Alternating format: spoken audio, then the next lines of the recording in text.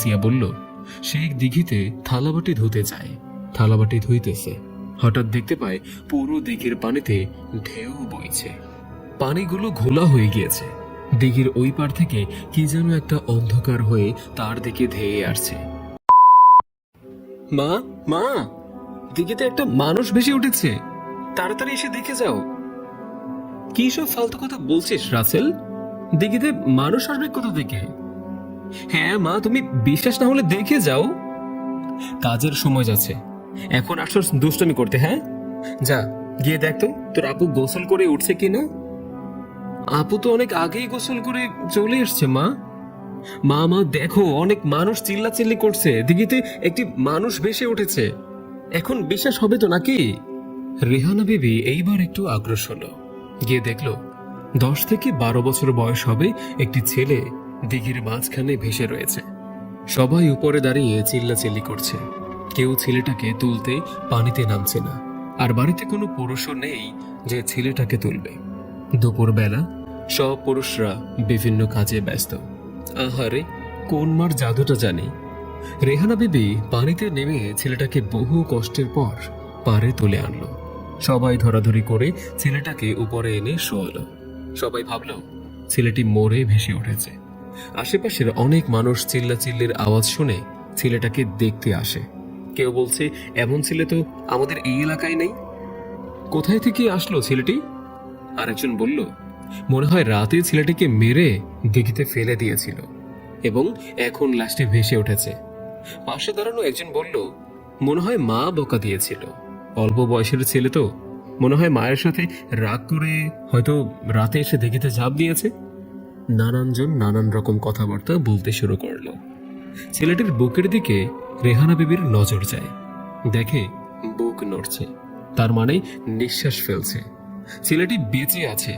ছেলেটির পেটে অনেক পানি রয়েছে। পেটে চাপ দিয়ে পানিগুলো বের করলো। ছেলেটাকে নিয়ে শুকনো স্থানে শোয়ালো। কিছুক্ষণ পর ছেলেটির জ্ঞান ফিরল। ছেলেটার জ্ঞান ফেরাতে উপস্থিত সবাই অনেক খুশি। সবচেয়ে বেশি খুশি রেহানা বিবি। সময় মতো পানিতে নেমে কোনো এক মায়ের সন্তানকে বাঁচাতে পেরে। ছেলেটিকে জিজ্ঞেস করলো, বাবা, তোমার বাড়ি কোথায়? আর দিঘিতেই বা ঝাঁপ দিলে কেন? যদি একটা কিছু হয়ে যেত? ছেলেটি কিছুই বলেনি। ছেলেটি সবার দিকে তাকিয়ে রইল এক পলকে, কিছুই বলছে না। কাউকেও চিনতেও পারছে না ছেলেটা। সবাইকে অচেনা অচেনা লাগছে। রিহানা বেবি বলল, সবাই সরে যাও, হয়তো একসাথে এতগুলো মানুষ জড়ো হওয়াতে ছেলেটা অনেক ভয় পেয়েছে, তাই হয়তো কারো কোনো কথার উত্তর দিতে চাচ্ছে না। আমি বরং তাকে নিয়ে কিছু খাবার খাওয়াই, দেখি পরে কোনো কিছু বলে কিনা। পুরো এলাকায় ছড়িয়ে পড়েছে তালুকদার বাড়ির দিঘিতে একটি ছেলে পাওয়া গিয়েছে। সে কারো সাথেই কথা বলছে না, আর কেউ তাকে চিনতেও পারছে না। ছেলেটা কার খুঁজে নিয়ে যাও। 2 দিন পর এই সংবাদ শুনে পাশের বাড়ির অসুস্থ 90 বছরের এক বৃদ্ধ ছেলেটাকে দেখার জন্য তালুকদার বাড়িতে চলে আসলো। খবরটা শুনে ওনার ভেতরে কেন জানি একটা সন্দেহ সৃষ্টি হলো। দিঘিতে তো আজ 75 বছর ধরে কোনো এমন ঘটনা ঘটেনি, তাহলে এই বাচ্চাটা কি করে ভেসে উঠল? নিশ্চয়ই এটার কোনো রহস্য রয়েছে। রেহানা বিবি কি ঘরে আছো? শুনলাম দিঘিতে একটি ছেলে পাওয়া গিয়েছে। কোথায় সেই ছেলেটি? দেখতে চলে আসলাম তোমার বাড়ি। হাঁটতে খুবই কষ্ট হয়েছে, তবু বৃদ্ধ বয়সে এমন ঘটনা শুনলে কি আর বাড়িতে মন বসে থাকে? রেহানা বিবি বলল, আসেন চাচা, ঘরে আসেন, বসেন। ছেলেটি তো এখন ঘুমাচ্ছে। আজ 2 দিন ঘুম থেকে উঠে খেয়ে দে আবার ঘুমায়। কেউ কিছু জিজ্ঞেস করলে ছেলেটি কোনো উত্তরই দিচ্ছে না, শুধু তাকিয়ে থাকে। মনে হচ্ছে অনেক ক্লান্ত। কিছু একটা বলতে চায় কিন্তু বলেনি। বৃদ্ধ চাচা ঘুমন্ত ছেলেটির দিকে কিছুক্ষণ তাকিয়ে রইল, যেন চোখ কোথাও ফেরাচ্ছেই না। ছেলেটির গলায় একটা লকেট দেখতে পেল। প্রায় 10 মিনিট তাকিয়ে থাকার পর বলল, রেহানা বিবি, আমি ছেলেটাকে চিনতে পেরেছি। রেহানা বিবি পাশের রুম থেকে এসে বলল, কি বলছেন চাচা, কিভাবে চিনেন আপনি? হ্যাঁ, আমি চিনি, ওর নাম জোরা। সে ফিরে এসেছে। এটা ভেবে নিতে পারছি না। রেহানা বিবি বলল, ফিরে আসছে মানে? চাচা কিছুই বুঝলাম না আপনার কথা। হ্যাঁ মা, জোরা ফিরে এসেছে। জোরার নানার বাড়ি পাঠান বাড়ি। জোরা আহসান পাঠানের নাতি। জোরা ছোট থেকেই নানার বাড়িতেই থাকত। 1745 সালের ঘটনা। তখন খুবই ভয়াবহ ছিল এই দিঘিটি। জোরা দিঘিতে গোসল করার সময় তারা জোরাকে নিয়ে যায়। ওই দিন জোরা সহ ওরা 5 জন দিঘিতে ডুবোডুবি করছিল। 3 জনকে মৃত পাওয়া গিয়েছিল, একজন জীবিত ফিরে এসেছিল। 2 দিন পর সেও মারা যায়। আজ এত বছর পর জোরা ফিরে এসেছে। সত্যি খুবই অবাক হওয়ার বিষয়। রেহানা বিবি বলল, চাচা কি সব অজান্তা কথা বলছেন? হ্যাঁ, এত বছর পর কেউ জীবিত ফিরে আসবে কি করে? ও যদি জোড়া হয়ে থাকে, জোড়া রাতে দিঘিতে ঝাঁপ দিয়েছে, ভাগ্যক্রমে জোড়া বেঁচে যায়। জোড়া পানিতে ভেসে ওঠে। বৃদ্ধ চাচা, না রে মা, বয়স হয়েছে ঠিকই, কিন্তু এতটা স্মৃতি ভোলার মানুষ আমি নই। মা, তুমি কি জোড়ার গলায় লকেটটির দিকে নজর দিয়েছ? রেহানা বেবি বলল, হ্যাঁ চাচা, কিন্তু এটা দ্বারা কে বোঝাতে চাচ্ছেন? বৃদ্ধ চাচা, শোনো মা, এটা জোড়ার ছোট থাকা অবস্থায় ওর নানা একজন হাকিমের কাছ থেকে পরা লকেট এনে জোড়ার গলায় দিয়েছিল। জোড়াদের বাড়িতে এক ডায়রিয়া রোগ দেখা দিয়েছিল। পুরো বাড়িটার অনেক মানুষই সেই ডায়রিয়ায় পড়েই চাপ। ডায়রিয়া রোগে জোড়ার বাবাকেও ধরেছিল। জোড়ার বাবাও মারা যায়। জোড়ার মা জোড়াকে নিয়ে বাবার বাড়ি চলে আসে। সেই যাত্রায় জোড়াকে ওই রোগে ধরতে পারেনি। জোড়ার নানার বাড়ি ছিল গাছগাছালি ও জঙ্গলে ভরা। জোড়ার মার শ্বাসের রোগ ছিল। জোড়ার মার জন্মের পর থেকেই আলগার আচর মানে জিন ছিল, তৎকালীন গ্রামের ভাষা ছিল। একদিন জোড়ার মার প্রচুর শ্বাস ওঠে, চোখ মুখ অনেক লাল হয়ে যায়। রাতে জোড়ার মা মারা যায়। জোড়ার কোনো ক্ষতি যাতে না হয় সেই কারণে জোড়ার নানা এক হাকিমের কাছ থেকে গলায় এই লকেটটি এনে জোড়াকে পরিয়ে দিয়েছিল। জোড়া যখন আস্তে আস্তে বড় হতে লাগলো, আমরা সবাই জোড়াকে মেয়েদের লকেট পরে হাঁটে বলে দুষ্টমি করে অনেক খেপাতাম। আমাদের কারণে একদিন জোড়া লকেটটি খুলে রাখে ঘরে। সেই দিনই জোড়ার সাথে একটি ঘটনা ঘটে। জোড়ার পুরো শরীর লালচে বর্ণের হয়ে যায়। এতে সবাই অনেক ভয় পায়। জোড়ার নানা জোড়াকে সেই হাকিমের কাছে নিয়ে গেল। উনি বলে, জোড়াকে দেওয়া ছোটকালের সেই লকেটটি খোলার কারণেই তার এমন হয়েছে। জোড়াকে তার মায়ের সাথে থাকা সেই আলগাটে আচর করতে চেয়েছিল। তারপর থেকে আমরা আর জোড়াকে মেয়েদের লকেট পরে ঘুরছে বলে খেপাইনি।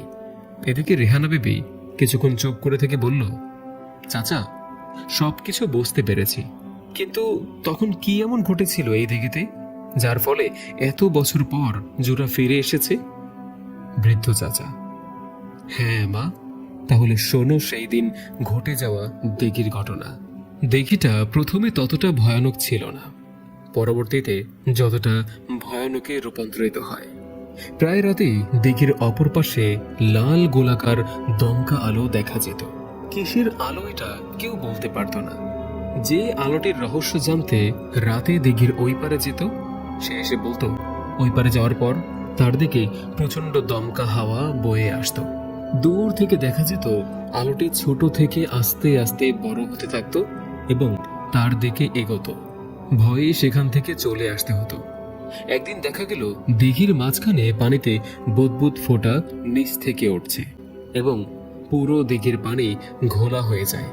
এই ঘটনায় সবাই ভয়ে ও আতঙ্ক হয়ে পড়ে। বহু যুগের পুরনো এই দিঘিটিতে কখনো এমন কিছু দেখা যায়নি, ঘটেও নেই। এখন কেন এমন হচ্ছে? ভয়ে কেউ দিঘিতে নামতে রাজি হয়নি। দিঘির মাঝখানে পানির নিচ থেকে বুদবুদ ফোঁটা ওঠা বন্ধ এবং দিঘির ঘোলা পানি সেই আগের মতো স্বাভাবিক পরিষ্কার। সব কিছুই ভালো যাচ্ছিল। সবাই ভেবেছিল সব ঠিক হয়ে গিয়েছে, আর কোনো সমস্যা হবে না। সবাই আগের মতো দিঘিতে গোসল করা শুরু করেছে এবং অন্যরা প্রয়োজনীয় কাজ স্বাভাবিকভাবেই করা শুরু করেছে। কিছুদিন পর একজন বৃদ্ধ লোক গোসল করতে দিঘিতে নামে। ওনার পা ধরে কিসে যেন টানা হিচড়া করে। বৃদ্ধ লোকটি চিল্লাচিল্লি করলে সবাই আসে। উনি সবাইকে বলল ওনার পা কি যেন টানা হিচড়া করছে। উনি অনেক কষ্টে উপরে উঠে আসছে। সেখানে থাকা কেউই বৃদ্ধ লোকটার কথার কোনো মূল্য দিল না। সবাই বলছে, আপনি কাদায় পা ডেবে গিয়ে আটকে গিয়েছিলেন, এছাড়া আর কিছুই না। দিঘিতে এমন কোনো ঘটনাই আজ অব্দি ঘটেনি। বৃদ্ধ লোকটির কথা কেউ দাম দিল না। পরদিন দিঘিতে পরে একটি 4 বছরের বাচ্চা মারা যায়। তখনও কেউ কিছুই বুঝতে পারেনি কেন বাচ্চাটি মারা গিয়েছিল। সবাই ভাবলো বাচ্চাটা ছোট, সাঁতার জানে না, দিঘির পাড়ে আসছে, পড়ে গিয়ে মারা গিয়েছে। 1 সপ্তাহ পর প্রতিদিনের মতো আজও 5 জন 10 থেকে 12 বছরের ছেলে দিঘিতে নেমে ডুবোডুবি করছে। সারা দিন চলে গেল, কোনো ছেলেই ঘরে আসেনি এখনো। ছেলেগুলোর বাবা মা সবাই সবার কাজ নিয়ে ব্যস্ত ছিল। খোঁজও নেয়নি ছেলেগুলোর, কোথায় রয়েছে তারা। সন্ধ্যা গড়ালো, তাও কেউ ঘরে ফিরছে না। এলাকায় খোঁজ নিল, কেউ বলতে পারবে না ছেলেগুলো কোথায়। এইদিকে রাত যত গড়াচ্ছে, ছেলেগুলোর বাবা মা ততটা চিন্তার মুখে পড়ছে। পাশের ঘরের একটি মেয়ে বলল, দুপুরে ওদেরকে দেখলাম দিঘিতে ডুবোডুবি করছে। তারপর আর কিছুই বলতে পারবে না। দিঘিতে তো থাকার কথা না, কারণ তারা সবাই সাঁতার জানে। আবার মনে মনে ভাবছে গঞ্জে কোনো চলে গেল নাকি যাত্রা দেখার জন্য। এই যাত্রা দেখার জন্য তাদেরকে কত যে মারছে তাদের বাবা মা, তারপরও যাওয়া বন্ধ করেনি। যেদিন যাত্রা দেখতে যায় সে রাতে আর বাড়ি ফেরে না, ভোরে বাড়ি ফেরে। ছেলেগুলোর বাবা মা ভাবলো হয়তো তারা একসাথে গঞ্জে যাত্রা দেখতে গিয়েছে। এমন তো প্রায় সবাই করত, কিন্তু তখন যাওয়ার সময় বাড়ির অন্য ছেলেগুলোকে বলে যেত, কিন্তু আজ বলে যায়নি। রাত্রে সবাই ঘুমিয়ে পড়ল। সকাল প্রায় 9টা বেজে গেল, এখনো কেউ ফিরে আসেনি। এতক্ষণ দেরি তো তারা কখনোই করেনি। আবার সেই চিন্তায় সবাই, কোথাও খুঁজে পাওয়া যাচ্ছে না তাদেরকে। বিকেল 3টার সময় একজন চিৎকার করে বলতে লাগলো, কে কোথায় আছো, তাড়াতাড়ি আসো, ফাহিম, শুভ ও সাগরকে পাওয়া গিয়েছে, মরে দিঘিতে ভেসে উঠেছে। তাদের 3 জনের লাশ উঠানো হলো। পুরো বাড়িতে চিৎকারের বন্যা বয়ে গেল। এলাকা জুড়ে হাহাকার শুরু হলো, কে কোথায় আছো, দিঘিতে লাশ ভেসে উঠেছে। একজন বলল, কেউ তাদের মেরে পানিতে ফেলে দিয়েছে। কেউ বলছে দিঘিতে নিশ্চয়ই কিছু রয়েছে, তারাই হয়তো ছেলেগুলোকে মেরে ফেলেছে। কিন্তু তারা তো 5 জন ছিল, জোড়া ও হৃদয় কোথায়? এটা নিয়ে নানান জন নানান রকম কথাবার্তা বলা বলি শুরু করেছে। ফাহিম, শুভ ও সাগর, তাদের 3 জনের গলায় ফাঁস দেওয়ার মতো দাগ ও পুরো শরীরে কেউ কাউকে কোনো বস্তু দিয়ে আঘাত করলে যেভাবে দাগ স্পষ্ট থাকে, ঠিক তেমন দেখা যাচ্ছে। এখন সবাই ভাবছে নিশ্চয়ই দিঘিতে কোনো একটা জীব রয়েছে, সেই এইভাবে মেরে ফাহিম, শুভ ও সাগরকে রেখেছে। জোড়া ও হৃদয়কে মনে হয় খেয়েই ফেলেছে। ফাহিম, শুভ ও সাগরকে গোসল করিয়ে মাটি দেওয়া হয়। 4 দিন চলে যায়, কেউ আর ভয়ে দিঘিতে গোসল করেনি। 4র্থ দিন হৃদয়ের দেহটা দিঘিতে ভেসে ওঠে। সবাই ধরাধরি করে হৃদয়কে দিঘির পাড়ে ওঠায়, কিন্তু না, এই ক্ষেত্রে বিপরীত কিছু দেখা গেল। হৃদয় জীবিত ছিল। জ্ঞান ফিরে হৃদয় শুধু ফাহিম, শুভ ও সাগরের কথা জিজ্ঞেস করছে, ওরা কি বেঁচে ফিরেছে নাকি তাদেরকে ওরা মেরে ফেলেছে। সবাই হৃদয়ের মুখ থেকে এমন শব্দ বের হওয়ার পর ভেবে নিয়েছে ফাহিম, শুভ ও সাগরকে কেউ হত্যা করেছিল নাকি। এই ছেলেগুলোর কি এমন শত্রু রয়েছে যে তাদেরকে হত্যা করতে হলো? হৃদয়কে পাশ থেকে একজন বলল, ফাহিম, শুভ ও সাগরকে দিঘিতে মৃত পাওয়া যায়। হৃদয় বলল, তাহলে তাদের কথাই সত্যি ছিল, তারা ফাহিম, শুভ ও সাগরকে হত্যা করিয়েই ছাড়ল। তাদের কি কথা হৃদয়, একটু খুলে বলবে? সেদিন তোমাদের সাথে কে এমন করলো, আর কারাই বা কিসের লোভে ফাহিম, শুভ ও সাগরকে হত্যা করেছিল? হৃদয়, সে এক বিশাল ঘটনা। আমরা 5 জন প্রতিদিনের মতো ওই দিনও দিঘিতে ডুবুডুবি করতেছিলাম। হঠাৎ দেখতে পেলাম আমাদের চারপাশে পানিতে বুদবুদ ফোঁটা নিচ থেকে উঠছে। পুরো দিঘিতে প্রচুর ঢেউ। আমাদের পা ধরে রেখেছে কারা যেন। অনেক চেষ্টা করেও উপরে উঠতে পারি না। আমরা অনেক চিৎকার করি, আমাদের চিৎকারের আওয়াজ কেউ শোনে না। আমাদের চিৎকার উল্টো আমাদের কানে এসেই বাড়ি খাচ্ছে। কিছুক্ষণের মধ্যেই দিঘির ওই পাশ থেকে বিশাল একটা ঢেউ আসে। ঢেউটা আমাদের মাথার উপর দিয়ে গিয়ে আমাদেরকে ডুবিয়ে দিয়ে যায়। চোখ মেলে দেখি আমাদেরকে হাওয়ার উপর ভাসিয়ে নিয়ে যাচ্ছে বিশাল কিছু দানব। কোথায় নিয়ে যাচ্ছে জানি না। আমরা অনেক চিৎকার করি, আমাদেরকে একটা প্রাসাদে নিয়ে যায়। অসংখ্য দানব সেখানে। দানবগুলোর দিকে আমরা তাকাতে পারছি না। খুব ভয়ঙ্কর চেহারা, চোখ দিয়ে দানবগুলোর রক্ত বেয়ে বেয়ে পড়ছে। বুক থেকে মাথা যতটুকু লম্বা, সেই হারে বুক থেকে পা খুবই ছোট। তাদের মধ্যে পুরুষরা কালো পোশাক পরা এবং মেয়েরা নীল পোশাক পরা। ওরা আমাদেরকে অনেক আঘাত করে। আমরা চিৎকার করতে থাকি।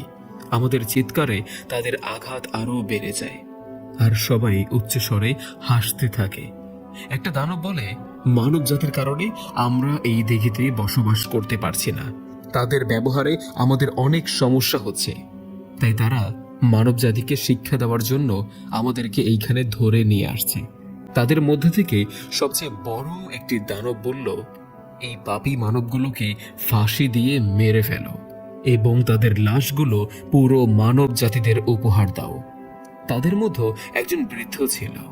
উনি আমার দিকে অনেকক্ষণ তাকিয়ে থেকে কি যেন সকল দানবগুলোর সাথে বলল। একটু পর সকল দানব একসাথে হাসতে থাকলো। আমি কিছুই বুঝতে পারিনি কি বলছিল বৃদ্ধ দানবটি। আমাকে সেই বৃদ্ধ দানবটা একটি ঘরে বন্দি করে রাখে, কিন্তু কেন আমাকে আলাদা ঘরে বন্দি করে রাখা হয় আমি কিছুই বলতে পারি না। আমি কিছুই জিজ্ঞেস করার সাহস পাইনি। আমি গত 4 দিন প্রতিটা মুহূর্ত কান্না করি। 4 দিন পর বৃদ্ধ দানবটি আমাকে কিছু একটা পরে ফু দিয়েছিল। আমি অজ্ঞান হয়ে পড়ে যাই। তারপর আর কিছুই আমি বলতে পারবো না।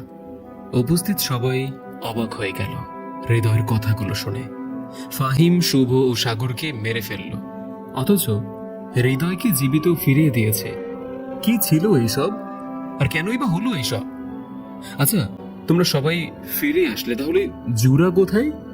হৃদয়, জুরাকে কি ওই দিন পুকুরে পাওয়া যায়নি? না, জুরা তো আজও আসেনি। হৃদয় বলল, আমরা তো 4 জন সেই দানবগুলোর কাছে ছিলাম। জুরা তো আমাদের সাথে ছিল না, তাহলে জুরা কোথায় যাবে? সবাই অস্থির। জুরার কি হলো তাহলে? এদিকে রাতে হৃদয়ের প্রচন্ড জ্বর আসে। ঘুমের মধ্যে হৃদয় একা একা আবল তাবল কথা বলে। হৃদয়কে নাকি ওরা মেরে ফেলবে, তার রুহু নাকি 4 দিন আগেই মারা গিয়েছে, সে আজই মারা যাবে। কি সব অজান্তা কথাবার্তা। হৃদয় ঘুমের মাঝে এইসব বলে চিৎকার দিয়ে ওঠে আর বলে, মা আমায় বাঁচাও, আমি বাঁচতে চাই, ওরা আমায় মেরে ফেলবে। হৃদয় রাতেই মারা যায়। এইদিকে জোরার লাশ কখন ভেসে উঠবে? জোরার নানা সারা দিন রাত দিঘির পাড়ে এসে বসে থাকত, কিন্তু জোরা আর ফিরে আসেনি। কিছুদিন পর দেখা গেল দিঘির পানি প্রতি রাতেই শুকিয়ে যায়, আবার ভোর হলে ভরে যায়। কেউ কিছুই বলতে পারছে না কেন এমন হচ্ছে। কিছুদিন পর দেখা গেল দিঘির পানি প্রতি রাতেই শুকিয়ে যায়। কয়েকদিন পর পানি শুকাতে আর দেখা যায় না। প্রায় 3 মাস হয়ে যায় দিঘিতে কেউ নামে না। একদিন দুপুরে জমিদার বাড়ির 4 দিন বিবাহ হয়েছে। এক নতুন বউকে কোথাও খুঁজে পাওয়া যায়নি। কোথাও খুঁজে না পেয়ে সবাই ভাবলো পালিয়ে চলে গিয়েছে পুরনো প্রেমিকের সাথে হয়তো। নতুন বউয়ের নাম ছিল আসিয়া। আসিয়া এই বিয়েতে রাজি ছিল না। আসিয়ার বাবা মা জোর করে ফরহাদের সাথে বিবাহ দেয়। ফরহাদের অনেক টাকা পয়সা রয়েছে। গঞ্জে ফরহাদের বড় একটি আটার দোকান রয়েছে। আসিয়া অনেক কান্নাকাটি করে এবং ফরহাদের সাথে বিবাহ বসতে সে রাজি ছিল না। আসিয়া ছেলের ধন সম্পদ চায় না, শুধু ভালোবাসার মানুষের সাথে চিরজীবন একসাথে থাকতে চায়। কিন্তু নিষ্ঠুর বাবা মা টাকার লোভে মেয়েটাকে ফরহাদের সাথে বিবাহ দিয়ে দেয়। সবাই ভাবছে সেই কারণেই হয়তো আসিয়া পুরনো প্রেমিকের কাছে পালিয়ে চলে গিয়েছে। আসিয়ার পরিবারকে জানানো হয় আসিয়া তার পুরনো প্রেমিকের সাথে পালিয়ে গিয়েছে।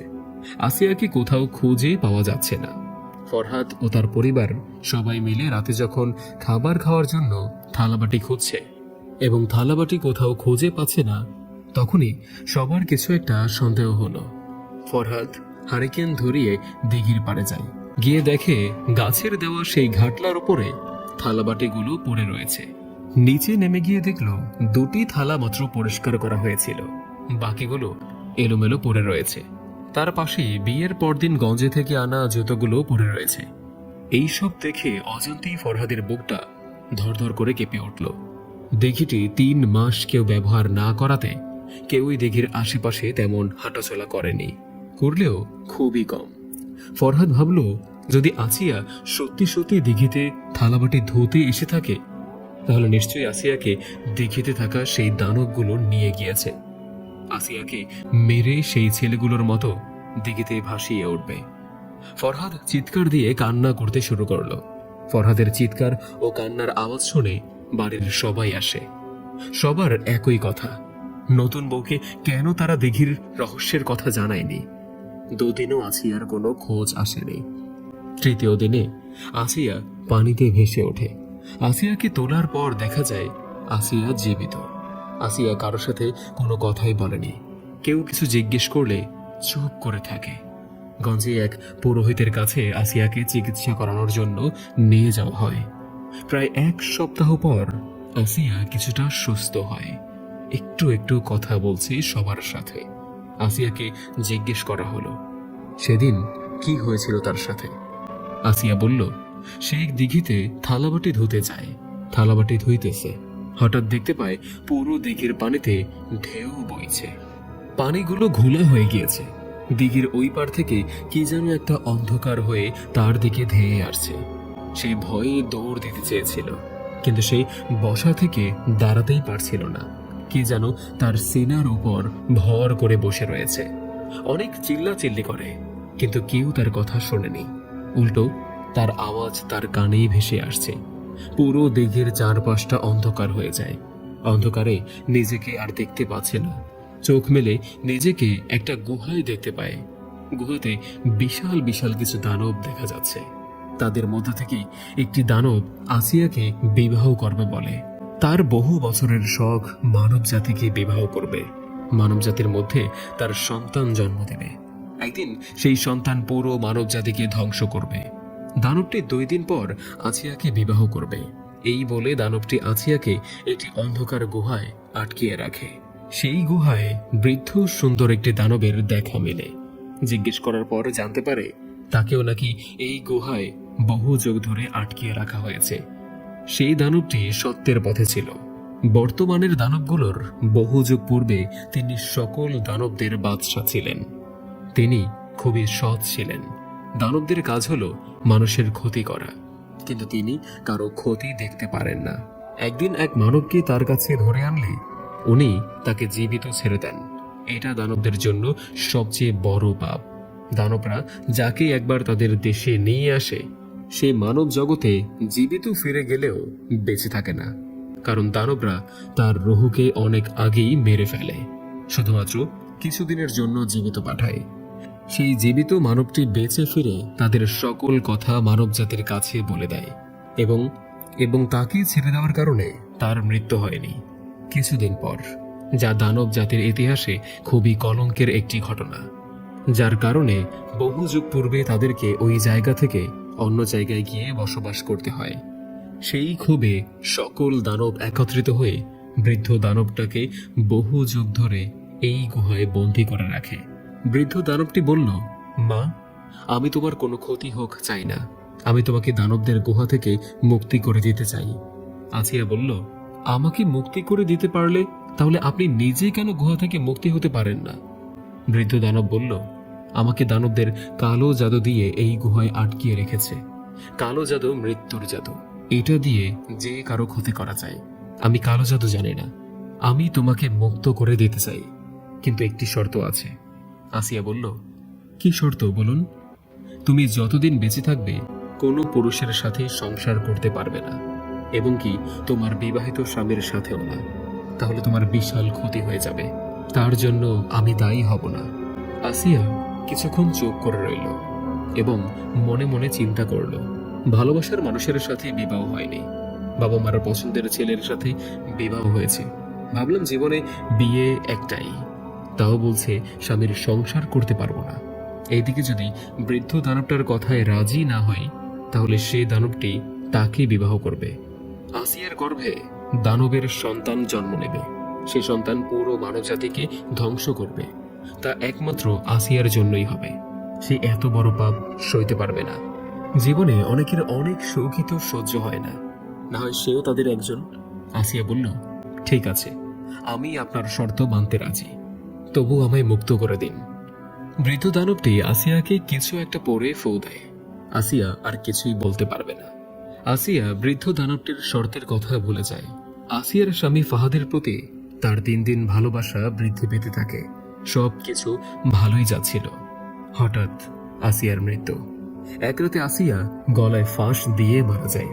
সবাই ভাবতে লাগলো, এটা কোনো সেই দানবগুলোর কথা অমান্য করার কারণ ছিল, নাকি আসিয়া নিজে থেকে ফাঁস দিল। আজও কেউ বলতে পারবে না। এই ঘটনা পুরো এলাকায় ছড়িয়ে পড়ে। অনেক পুরোহিতকে দিঘিটির সমস্যা ও রহস্য সম্পর্কে জানানো হয়। তারা কেউই কোনো সমাধান দিতে পারেনি। এক একজন এক এক রকম কথাবার্তা বলে। অনেক দূর থেকে এক বড় পুরোহিতকে আনা হয়। উনি দিঘির চারপাশ ঘুরে দেখে একটি গ্লাসে পানি নিয়ে কি যেন পরে ফু দিয়ে গ্লাসের পানিগুলো দিঘিতে ফেলে দিলেন। কিছুক্ষণ পর দিঘির পানিগুলো সেই আগের মতো ঘোলা ও পুরো দিঘিতে বুদবুদ ফোটা ওঠা শুরু হয়। পুরোহিত তখন নিচে নেমে পানির ঘোলা রহস্য দেখতে গেলেন। তখনই এক অদ্ভুত ঘটনা ওনার সাথে ঘটল। পুরোহিত পানিতে ডুবে যায় এবং কিছুক্ষণ পর মরে ভেসে ওঠে। পুরো এলাকার মানুষ অবাক, ভয় পেয়ে যায়। এত বড় একজন পুরোহিত, অথচ ওনাকেও দানবগুলো ছাড়লো না। প্রায় অনেক দিন চলে যায়। কোনো পুরোহিত এই দিঘির রহস্য উদ্ঘাটন করতে আসেনি। কোনো সমাধান না পেয়ে এলাকার ও বাড়ির সবাই সিদ্ধান্ত নিল দিঘিটির তলা দেখবে, কি এমন রয়েছে দিঘির তলাতে, যা হওয়ার হোক। তারপর অনেক দূর দূরান্ত থেকে তখনকার সময়ের পানি শুকানোর 5টি মেশিন এনে লাগানো হয় দিঘিটির তলাতে কি এমন রয়েছে দেখার জন্য। 2 দিন চলে যায়, একটুও পানি কমেনি। সবাই সিদ্ধান্ত নিল 5টি মেশিনে কাজ হবে না, আরো কিছু মেশিন লাগাতে হবে। আরো 3টা মেশিন সংগ্রহ করে লাগানো হলো। পানি কিছুটা কমতেছিল। এদিকে মেশিনগুলো বারবার সমস্যা দেখা দেয়। মেশিনগুলো দেখাশোনার জন্য শহর থেকে একজন মেকানিক আনা হয়। মেকানিক দিন রাত মেশিনগুলোর দেখাশোনা করে। মেকানিক জানে না দিঘির রহস্যের ঘটনার কথা। তেমনি একদিন রাত গভীরে মেশিনগুলো বন্ধ হয়ে গেল। উনি তা চালু করতে চায়। সকাল হতেই দেখা যায় মেকানিক অজ্ঞান হয়ে মাটিতে লুটিয়ে রয়েছে। সবাই ধরাধরি করে তাকে বাড়িতে নিয়ে আসে। জ্ঞান ফিরে মেকানিক বলে সে আর ওইখানে থাকবে না, চলে যাবে। কারণ রাতে মেশিনগুলো বন্ধ হয়ে গেলে উনি চালু করার জন্য দিঘির পাড়ে যায়। হঠাৎ দেখতে পায় দিঘির অপর পাশ থেকে লাল দমকা আলো তার দিকে ধেয়ে আসছে এবং তাকে একবার উপরে তুলে আবার মাটিতে ফেলে দেয়। আরেকটি আলো তার গালে থাপ্পড় দেয়। সে আর কিছুই বলতে পারবে না। সেই মেকানিক ভয়ে চলে যায়। দিঘির পানি প্রায় অর্ধেক শুকানো হয়ে গিয়েছিল মাত্র। পরদিন সকালে একটি মেশিনও পাওয়া যায়নি। এলাকায় এই ঘটনা আরো ছড়াতে লাগলো। এতদিন মানুষ গায়েব হতো, আর আজ মেশিনগুলো গায়েব। শুধু তাই নয়, দিঘির পানি সেই আগের মতো ভরপুর হয়ে গিয়েছে। পুরো দিঘির পানি ঘোলা হয়ে যায়। কেউ আর এই দিঘি সম্পর্কে কিছুই বলতে চায়নি এবং এর ঘটনার রহস্য খুঁজে বের করতে চায়নি। সবার ভিতরেই ভয় সৃষ্টি হয়, যদি তাদের কোনো ক্ষতি হয়। কিছুদিন পর ওই বাড়িতে আরেকটি নতুন বিবাহ হয়। বিয়ের রাতেই স্বামী মেয়েটিকে দিঘির ভয়ানক ঘটনার কথা জানিয়ে রাখে। মেয়েটি ছোট থেকেই খুব কৌতূহলী ছিল। বিয়ের রাতে স্বামীর মুখ থেকে দিঘির ঘটনা জানার পর কাউকে না জানিয়ে সন্ধ্যার সময় দিঘির ওই পারে যায় আলোগুলো দেখার জন্য। গিয়ে কিছুই দেখতে পায়নি, চলে আসে। পরদিন আবার যায়, কাউকেই দেখতে পায়নি। তারপর ওই রাতেই মেয়েটি মারা যায়। ওই বাড়ির পাশ দিয়ে একদিন এক দরবেশ যাচ্ছিল। দরবেশ দিঘিটির চারপাশ ঘুরে এসে সবাইকে বলল, আমি জানি যে তোমাদের দিঘিতে কি রয়েছে এবং তোমাদের সাথে কি ঘটতেছে। কেউ কোনোদিন এই দিঘির রহস্যের ঘটনা শোনার পর কিছু বলতে আসেনি, অথচ উনি এটার রহস্যের কথা জানে এবং সমাধানও দিতে পারবে বলছে। এলাকার সবাই দরবেশকে অনুরোধ করে যে আমাদেরকে এই রহস্যের ঘটনার কথা জানান এবং মুক্তির উপায় বলুন। দরবেশ বলল, এই দিঘিতে কিছু দানব বসবাস করে। মানব জাতি দিঘিটি ব্যবহারের কারণে তাদের সমস্যা হয়। তারা সেই বহু শতযুগ পূর্ব থেকেই এই দিঘিতে বসবাস করে যাচ্ছে। এই দিঘিটির মাঝখানে একটি বিশাল গাব গাছ ছিল। দরবেশ বলল, জমিদার বাড়ি থেকে নামার পথেই এই গাব গাছটি পড়ত। তখনকার সময়ে রক্ষণসূত্র নামে একজন হিন্দু জমিদার এই বাড়িতে থাকত। তার নামেই বাড়ির নাম চলত। পুরো এলাকা একাই সে পরিচালনা করত। দূর দূরান্ত থেকে বিভিন্ন বংশের হিন্দু পরিবার এই গাব গাছটিতে পুজো দিতে আসত। দিন দিন পুজো দেওয়ার প্রভাব বাড়তে থাকে।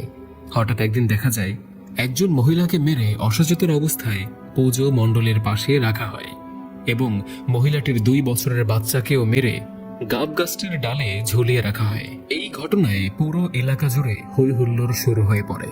সবাই বলাবলি করে জমিদার বংশের কেউ হয়তো মহিলাটিকে ধর্ষণ করে মেরে পুজো মণ্ডলের কাছে রেখে দিয়ে যায় এবং তার বাচ্চাটিকে মেরে গাব গাছে ঝুলিয়ে রাখে।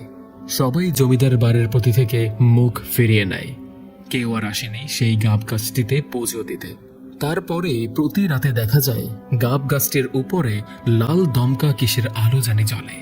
একজন ব্যক্তি রাতে গাব গাছটির কাছ দিয়ে যাওয়ার সময় আলোটি দেখতে পায় এবং আলোটি কিসের ভালো করে দেখার জন্য গাছটির অতি নিকটে যায়। তাকে সকালে মৃত পাওয়া যায়। সকালে সেই ব্যক্তির লাশ দেখে সবাই ভয়ে আতঙ্কিত হয়ে যায়। নিশ্চয়ই এলাকায় কোনো শত্রুর চক্রান্ত রয়েছে। পরদিন জমিদার সেই গাব গাছটির কাছে 2 জন পাহারাদার রাখেন। সকালে সেই 2 জন পাহারাদারকেও মৃত দেখতে পায়। পরপর 2 রাতে 2টি মৃত্যুর ঘটনা দেখে এলাকাবাসীর সন্দেহ সৃষ্টি হয়। নিশ্চয়ই এটা কোনো শয়তানের কাজ হতে পারে। তা না হলে পরপর এত মানুষ মারা যাবে কেন? তারপর একজন যাজককে আনা হয় এর রহস্য জানার জন্য। যাজক সবকিছু পরীক্ষা করে বললেন, এই গাব গাছটিতে কিছু দানব এসে বাসা বেঁধেছে। দানবগুলোর গাব গাছটি অনেক পছন্দ হয়েছে। তাদের এখান থেকে সরানো কখনোই সম্ভব না। সেই মহিলাটিকে ও বাচ্চাটিকেও তারাই হত্যা করেছে এবং রাতের আধারে পাহারাদার ও প্রতীক ব্যক্তিগুলোকেও তারাই হত্যা করেছিল। আর মহিলাটিকে অসচেতন অবস্থায় রেখেছে। তার কারণ হলো সবার যাতে এই স্থান ও গাব গাছটির প্রতি ঘৃণা জন্মায় এবং ওইখানে কেউ যাতে আর পুজো দিতে না আসে। তাদের যেই বাধা দিতে আসবে তারই ক্ষতি করবে। তাই অতি দ্রুত একটা কিছু করতে হবে। যাজক বলল, এখান থেকে তাদেরকে সরানোর জন্য একটা কাজই করতে পারো। যেহেতু গাব গাছটিতেই তারা বাসা বাঁধছে, এই গাব গাছটি কেটে ফেলতে হবে। তাহলেই হয়তোবা তারা এখান থেকে চলে যেতে পারে। তারপর জমিদার যাজকের কথা মতো এই গাব গাছটি কাটানোর সিদ্ধান্ত নেন। পরদিন 4 জন কাঠুরিয়া দ্বারা গাব গাছটি কাটানো হয়। ওই রাতেই 4 জন কাঠুরিয়ার জ্বর হয়ে মারা যায় এবং গাব গাছটির শিকড়ের জায়গাটি বিশাল গর্তে পরিণত হয়। পরদিন এলাকা জুড়ে ঘটনাটি ছড়িয়ে পড়ে। 4 জন কাঠুরিয়ার মৃত্যুর দায়ভারের ক্ষতিপূরণ জমিদারকে দিতে হয়। জমিদার রক্ষণসূত্র গর্তটা দেখার জন্য সেখানে যায়। গর্তের গভীরতা দেখার জন্য খুব কাছে যায় এবং জমিদার রক্ষণসূত্র সেই গর্তের পাশে দাঁড়ালে মাটি ভেঙে গর্তে পড়ে যায়। অনেক লোক আসে জমিদারকে গর্তের ভিতর থেকে তোলার জন্য, কিন্তু ওপর থেকে কেউ গর্তের ভিতরের অংশ দেখতে পায়নি। অনেক অন্ধকার আর অন্ধকার দেখা যায় শুধু। সবাই ভাবে জমিদার রক্ষণসূত্র গর্তের ভিতরে পড়ে মারা গিয়েছে, নয়তোবা সেই দানবগুলো জমিদারকে গর্তে খেয়ে ফেলেছে। দিন দিন গর্তটি বড় হতে শুরু করে। বড় হতে হতে বিশাল একটি দিঘিতে পরিণত হয়। কেউ আর জমিদার বাড়িতে ভয়েই আসেনি। যুগ যুগ ধরে জমিদার রক্ষণসূত্রের মৃত্যুর পর বিলুপ্ত হয়ে পড়ে। অতঃপর সেই বাড়িটিতে মুসলিম পরিবার বসবাস করা শুরু করে। বাড়িটি এখনো জমিদার বাড়ি নামে ব্যবহৃত হচ্ছে, কিন্তু যুগের পরিবর্তনের সাথে সাথে জমিদার রক্ষণসূত্রের নাম সবাই ভুলে গিয়েছে। তারপর বহু বছর দিঘিটিতে তেমন কোনো ঘটনা ঘটেনি। বহু যুগ পরে এখন আবার দানবগুলো মুক্তি পেয়েছে এবং তারা মানব জাতির প্রতি ক্ষুব্ধ হয়ে ক্ষতি করা শুরু করেছে। দরবেশ বলল, আমি যতটুকু বলতে পারি, তারা এই দিঘি থেকে মানব জাতিকে মুক্তি দিতে পারে ও এই দিঘি থেকে চিরতরে চলে যেতে পারে 3টি কাজ করলে। সবাই বলল, জি দরবেশ সাহেব, আমাদেরকে বলুন আমরা কিভাবে দানবগুলোর হাত থেকে মুক্তি পেতে পারি। দরবেশ বলল, এক সুন্দরী কুমারী নারীকে এক রাতে দিঘিতে গোসল করতে হবে। 5টি গরু কেটে পুরো গ্রাম দাওয়াত দিয়ে খাওয়াতে হবে এবং 40 জন হুজুরকে দিঘির চারপাশে দাঁড় করিয়ে রেখে 40 জন হুজুর 40টি ঢিল দিঘিতে একই সময় ফেলতে হবে। তাহলে হয়তো এই দিঘিটি দানবগুলো ছেড়ে চলে যেতে পারে, মানবজাতিকে মুক্তি দিতে পারে। দরবেশের কথাগুলো সবাই শোনে এবং ওনার কথা মতো একটি কুমারী সুন্দর মেয়েকে একা রাতের গহীনে দিঘিতে গোসল করাতে পাঠায়। 5টি গরু কেটে পুরো এলাকায় দাওয়াত দিয়ে খাওয়ানো হয় এবং 40 জন হুজুর দ্বারা একই সময় দিঘিতে ঢিল মারা হয়। পরদিন দিঘির পানি সেই আগের চেয়েও বেশি বুদবুদ ফোঁটা ওঠে এবং পানিগুলো ঘোলা না হয়ে হলুদ হয়ে যায়। দরবেশ সবাইকে বলে যায় কেউ যাতে ভয় না পায় এবং ওই রাতে ঘর থেকে বাহির না হয়। পরদিন সকালে দেখা যায় দিঘির পানি পুরো সেই 5 মাস আগের পানির মতো একদম পরিষ্কার এবং বুদবুদের কোনো ফোঁটা নেই। সন্ধ্যায় এখন আর দিঘির অপর পাশে লাল দমকা আলো দেখা যায় না। পুরো বাড়িটি কেমন হালকা হালকা মনে হয়। আগে যেন বাড়িটিতে কেউ ঢুকলেই ভার ভার মনে হতো। এদিকে সেই 8টি মেশিন দিঘির পাড়ে ভেসে ওঠে। যার যা কিছু এই 5 মাসে দিঘিতে হারিয়ে গিয়েছিল সব কিছু দিঘির পাড়ে ভেসে ওঠে। কিন্তু জোরা আর ফিরে আসেনি। 2 বছর পর জোরার নানা মারা যায়। এইভাবেই এত বছর চলতে থাকে। দিঘিতে কোনো সমস্যা আর হয়নি। বৃদ্ধ চাচা বলল, কিন্তু সেই জোরা এত বছর পর কিভাবে ফিরে আসলো? বৃদ্ধ চাচার কথাগুলো শুনে রেহেনা বেবিও অবাক। কি হয়েছিল তাহলে জোরার সাথে ওই দিন? সবাই ফিরে এসেছিল কিন্তু জোরা ফিরে আসেনি। জোরা আলাদা কোথায় ছিল এত বছর? এই রহস্য জোরা ছাড়া আর কেউই বলতে পারবে না। জোরা হয়তো আমাদের কাউকে চিনতে পারছে না, তাই কথা বলছে না। আর যদি জোরা হৃদয়ের মতো ফিরে আসার পরে মারা যায়, তাহলে জোরার এত বছর পর ফিরে আসার কারণ ও রহস্য জানা যাবে না। জোরা ঘুম থেকে সন্ধ্যায় ওঠে। জোরার প্রচুর জ্বর আসছে। সবাই চিন্তিত হয়ে পড়ে, এই জ্বর কি জোরার মৃত্যু জ্বর কিনা। জোরা 2 দিন পর সুস্থ হয়। সেই বৃদ্ধ চাচা প্রতিদিনই জোরাকে দেখতে অসুস্থ অবস্থায় রেহানা বেবির ঘরে চলে আসতো। বৃদ্ধ চাচা জোরাকে বলল, জোরা, তুমি কি আমায় চিনতে পেরেছ? বৃদ্ধ চাচা আরো বলল, মনে আছে কি জোরা, তুমি আমার সাথে একবার গঞ্জে যাত্রা দেখতে গিয়েছিলে? সারা রাত আমরা সজাগ ছিলাম। ওই দিন রাতে কি একটা সমস্যার কারণে জানি যাত্রা শুরু হয়নি। আমরা 2 জন রাতেই আমার মামার বাড়িতে চলে যাই। 2 দিন থাকি আমরা সেখানে। এইদিকে তো পুরো এলাকায় আমাদেরকে সবাই খুঁজে হয়রান হয়ে গিয়েছিল। জোরা বলল, হ্যাঁ মনে আছে আমার লোকমান ভাই। জোরার প্রথম কথার শব্দ শুনে সবাই খুশি। পাশ থেকে দাঁড়ানো রেহানা বেবি মনে মনে ভাবছে, তাহলে লোকমান চাচার দিঘিটি সম্পর্কে ওই দিন যা বলেছে সবই সত্যি ছিল। জোরা বলল, কিন্তু লোকমান ভাই, আপনি এত বৃদ্ধ কিভাবে হলেন? লোকমান ভাই বলল, বয়স হয়েছে রে, তাই। তখন 15 বছর বয়স ছিল, এখন 90তে পা দিয়েছি। জোরা বলল, কি বলেন ভাই, আমি তো সেই আগের মতোই রয়েছি, কিন্তু এর মাঝে আমার জীবনের সাথে অনেক কিছুই ঘটে গিয়েছে। লোকমান ভাই জোরাকে জিজ্ঞেস করল, সেই দিন দিঘিতে তোমাদের সাথে কি ঘটেছিল? তোমরা সবাই তো একসাথে ছিলে, সবাইকে পাওয়া গিয়েছিল, কিন্তু তোমাকে পাওয়া যায়নি। কেউ বলতে পারেনি তুমি কোথায় ছিলে। জোরা বলল, হ্যাঁ লোকমান ভাই, আমরা 5 জন একসাথেই ছিলাম, কিন্তু আমি কাউকে দেখতে পাইনি। একটি নদীর পাড়ে আমি পড়ে থাকি। নৌকা দিয়ে যাওয়ার সময় কিছু মানুষ আমাকে তোলে। পাশে একটি বটগাছ ছিল, সেখানে একজন পুরোহিত থাকতো। তার কাছে নিয়ে যায়, আমায় চিকিৎসা করে উনি। আমার জ্ঞান ফেরে।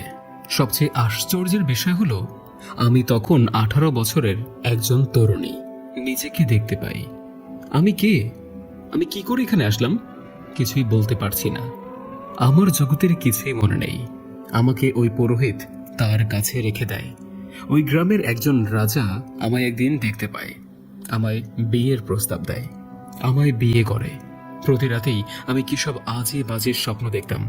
কেউ আমার দিকে আসতে যাচ্ছে, কিন্তু আমার গলার তাবিজগুলোর কারণে সামনে আসতে পারে না। কিছুদিন পরে আমার স্বামী মারা যায়, আমি বিধবা হই। রাজ্যের সবাই আমায় অলক্ষী অপয়া বলে। রাজার মৃত্যুর জন্য নাকি আমিই দায়ী। আমায় একটি ঘরে বন্দি করে রাখে। এক রাতে স্বপ্ন দেখি, একটা দানব দূর থেকে বলছে, হে মানব, আমরা তোমার ক্ষতি করতে চাইনি, কিন্তু ভাগ্যক্রমে তুমি আমাদের হাতে বন্দী হয়েছিলে।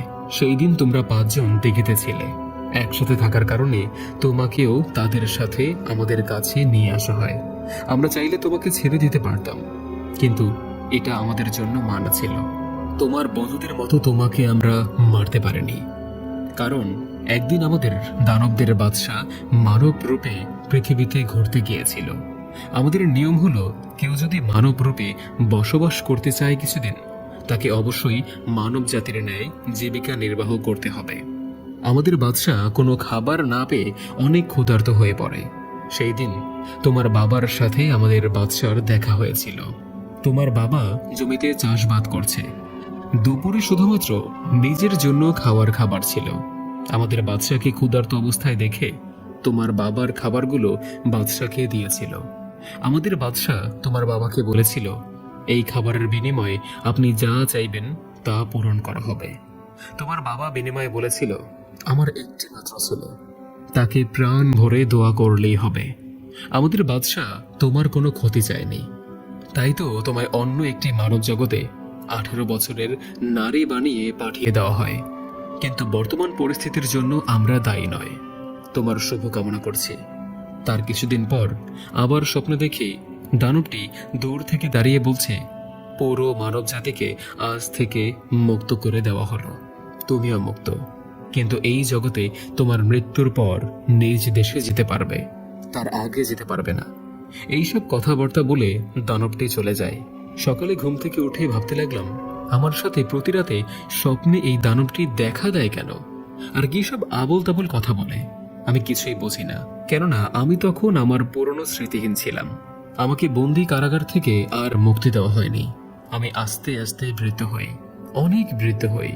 প্রায় 80 থেকে 85 বছর বয়স হবে। একদিন আমি মারা যাই।